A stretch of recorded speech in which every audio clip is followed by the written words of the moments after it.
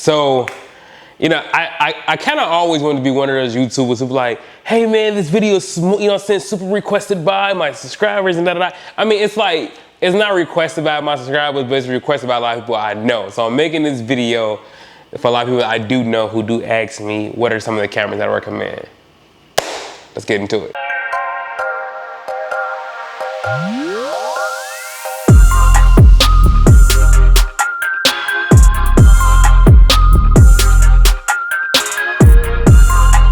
All right, y'all, so before we get started kicking off which cameras I do recommend, I do want to give you guys a little bit of information about camera sensors. So there's 3 different camera sensors that most photographers and videographers are going to talk about when it comes to in regards to cameras, which is full frame, APS-C, and micro four thirds. Now, full frame is like, think of it as a top dog. Everybody wants full frame sensor because you get more in the shot, you get better low light performance, you get better bokeh or shallow depth of field, and then you move down to the APS-C sensor. APS-C sensor is like not that far away from full frame. It's a little bit of a smaller sensor, still does good in low light, still has a good wide range of lens selection.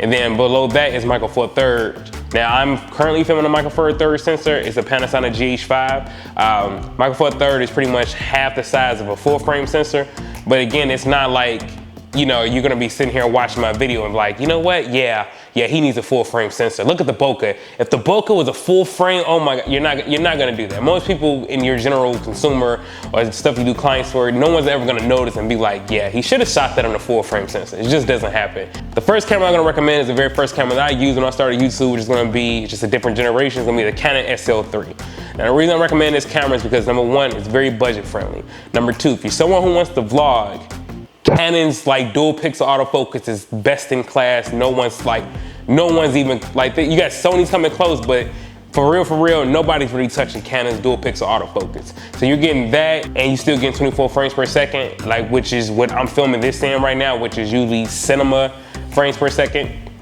That camera's gonna be good for you. And you can pick that camera between like $500 to $600. And this camera's also good for stills too. Canon does have really good color science as well. So if you're someone who kind of wants to not spend that much money and you still want a camera with interchangeable lenses, I would definitely say check out the Canon SL3. Also, I will be listing these cameras down in the description below if you wanna go check any one of them out. Moving on to the number 2 camera. It's gonna be the Sony a6400. Now I know you guys are like, well, why not get the a6600 or the a6100? Well, because I haven't played with those cameras yet. I've actually played with the a6400. I don't want to recommend cameras I haven't even touched. So I recommend the Sony a6400 camera because it still has, it's an APS-C sensor. It's really good. It has really good autofocus. It's not as good as Canon's, but it does have really good autofocus. You can flip the lens up and the mount. Well, not the lens, but you can flip the mount up, which I should have mentioned on the Canon SL3. Canon SL3 is really good because you can actually, it has a full rotating articulating screen, so you can actually see yourself. You'll be able to see yourself in the same way with the a6400. It's just the camera is going to be vertical mounted. So if you have like a mic or something like that, it will block it. So get you like a little mount that you can mount the mic on the side of so you can still see what you're doing. All right, so I did mess up a couple of times in this video. When I said camera and lens and all that, I was actually talking about the flip up screen for the actual the Sony a6400. I'm sick, my brain was scattered, I don't know what's going on. But yeah, it's talking about the actual screen, the monitor of the camera this entire time. So that's what's vertical. You gotta flip it up. The monitor thing is vertical. There you go. Sorry. I also recommend this too because Sony also released the eye autofocus for all their Sony cameras, and yo, I'm not gonna lie to you, their eye autofocus is fire.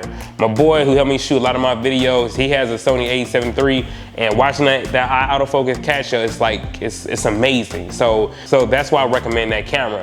So eye autofocus is still good autofocus, and you also have such a wide range of lenses. A Sony E-mount, also paired with Tamron lens selection, like you're gonna be able to find like really good lenses either from high to very low with still great quality. So that's the number 2 camera.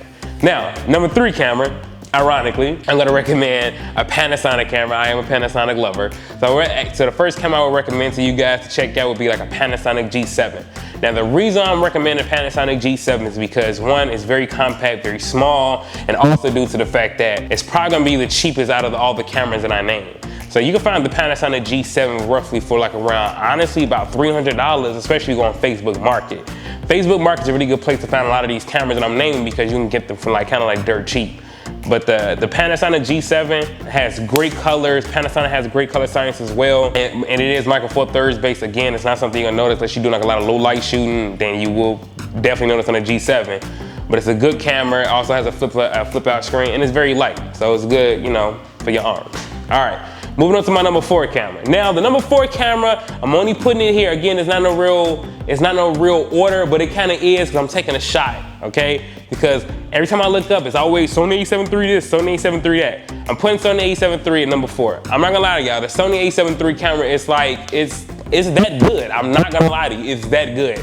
The autofocus is really good, it comes with dual SD card slots. Again, it uses Sony E-mount and it's a full frame sensor camera. And I'm not gonna lie to you, the Sony a7 III low light capabilities is just, it's fire. You know what I mean? Like, the only camera that I've seen right with a Sony a7 III camera or low light is the Panasonic S1 new lineup. Like Panasonic S1 lineup, you know what I'm saying? Their low light capability is amazing, but the Sony a7 III, I think I would still recommend that camera to this, like right now, even though it came out in 2018. Also, that camera would definitely last you for like a few years if you don't want to buy another camera like anytime soon. Again, it's a full frame camera and it does really great with stills as well. It's like, it's an all right camera that you won't need much more. You know what I mean? Like, that's a really good camera. Now, the best camera, you know what I'm saying? And this is just me being honest. This is number 5. I said it wasn't an order. I'll add a little bit. But the best camera that you can grab right now that does so much, that does great with stills, that has 4K 60 frames per second, that has 1080p 180 frames per second, does 120 frames per second, like the Sony a7 III does 1080, does 120 frames per second too. Forgot to mention that. But it's gonna be my camera, which would be the Panasonic GH5. Now, the reason I love the Panasonic GH5 so much because, one, this is the first camera for real that came out with 4K 60p. It is a crop sensor, but it's 4K 60. And then if you get the Ninja V like I have, you can go ahead and sit there and record it in 422 10-bit.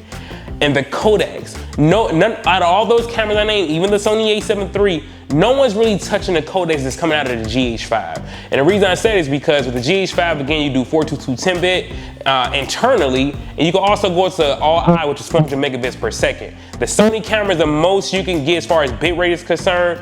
Bitrate is the amount of information that's stored within the video. So like, if you're watching a video, so for example, I could record, right now I'm recording this through ProRes to the Ninja V. It's recording like around 800 megabits per second, where on the Sony a7 III, it will probably going to be recording like around 100 megabits per second. So you see what I'm saying? Like, it's just more information to work with. Once you start really getting to color grades, you can push the colors more so it don't look like kind of wonky. The GH5 has the best codecs right now, except for the Panasonic S1 lineup. But right now, for $1,500, I think it's on sale right now for like $1,000. The Panasonic GH5 is like to me, the best camera when it comes to video. And then when it comes to video, and it's really good at stills as well. You guys see my pictures on IG. If you haven't seen my pictures on IG, that's my IG, check it out. You will see a lot of the pictures I take. And all those pictures that you see right there is gonna be with the Panasonic GH5. So that's my opinion. Let me know what you guys think. I wanna know what cameras you're currently using.